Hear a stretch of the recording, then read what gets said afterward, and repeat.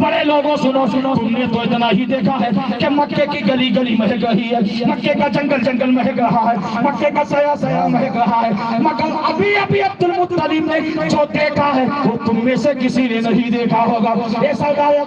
عبد المطلب سے کہنے لگے، مکے کے چودھری لوگ کہنے لگے، مکے کے رئیس لوگ کہنے لگے، بتاؤ تو صحیح اے عبد المطلب تم نے کیا دیکھا؟ کہا جیسے ہی میرے گھر میں ولادت ہوئی میں نے حضرت آمنہ خاتون سے اس بچے کو گود میں لیا، اور لینے کے بعد عرب کا یہ دستور تھا کہ بچہ جب پیدا ہو جائے پیدا ہونے کے کچھ لمحے بعد اس کو کعبے کا طواف کرایا جاتا تھا، کعبے کا دیدار کرایا جاتا تھا۔ حضرت عبد المطلب فرماتے ہیں اے لوگوں تم نے تو اتنا ہی دیکھا ہے، مکے کی گلی گلی مہک رہی ہے، مگر میں نے جو دیکھا ہے سن لوگے تو ایمان تازہ ہو جائے گا۔ حضرت عبد المطلب سے لوگوں نے کہا اے عبد المطلب تم نے کیا دیکھا ہے؟ حضرت عبد المطلب فرماتے ہیں اے لوگوں سنو، میں بھی دستور کے مطابق کہ چلو بچے کو کعبے کا دیدار کرا دیا جائے، بچے کو کعبے کا طواف کرا دیا جائے۔ جیسے ہی میں گود میں لیا اور لینے کے بعد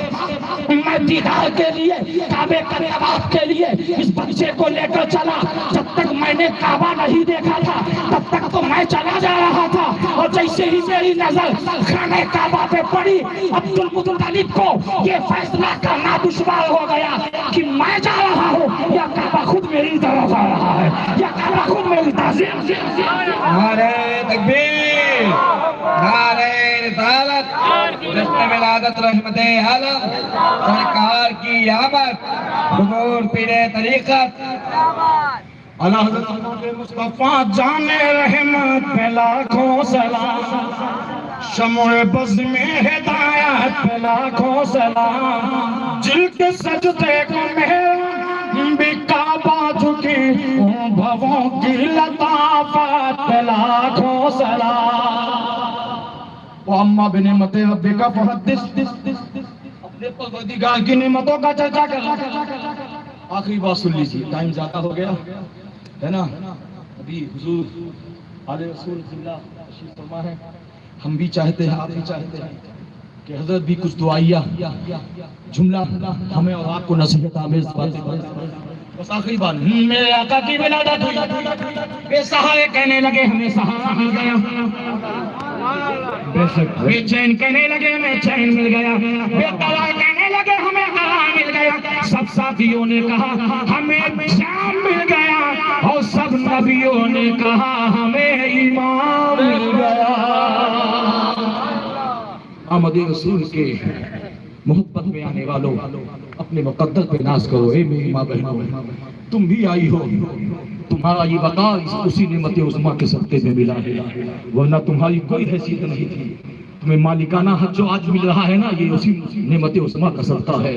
اسی نعمت عظمیٰ کا احسان ہے۔ احسان مانو میرے نبی کا کہ تمہیں مالکانہ حق مل رہا ہے، تمہارا وقار، تمہاری عزت بڑھ گئی اسی نعمت عظمیٰ کے صدقے میں۔ وہ جہاں میں کام آئے جو دو جہاں میں کام آئے جو، ایسا کوئی کام کیجئے، دو جہاں میں کام آئے جو،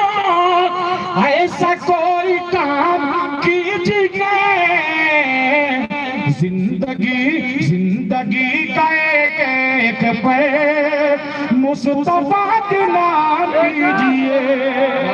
زندگی کا ایک ایک پہ مصطفیٰ کے نام کیجئے۔ میری ماں بہنوں، تمہارے لیے بھی ایک پیغام، تمہارے لیے پیغام یہ ہے، اسلام میں تمہارا بھی سب سے بڑا کردار تھا۔ اتنا بڑا کردار سیدہ زینب سے پوچھو،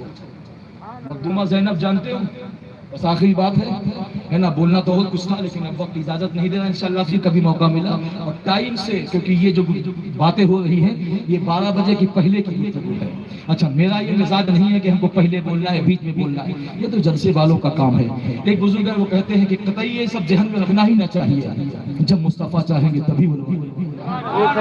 زندگی کا ایک ایک پہ مصطفیٰ کے نام کیجئے، مصطفیٰ کے نام کیجئے، اور فرش ہے تیری نظر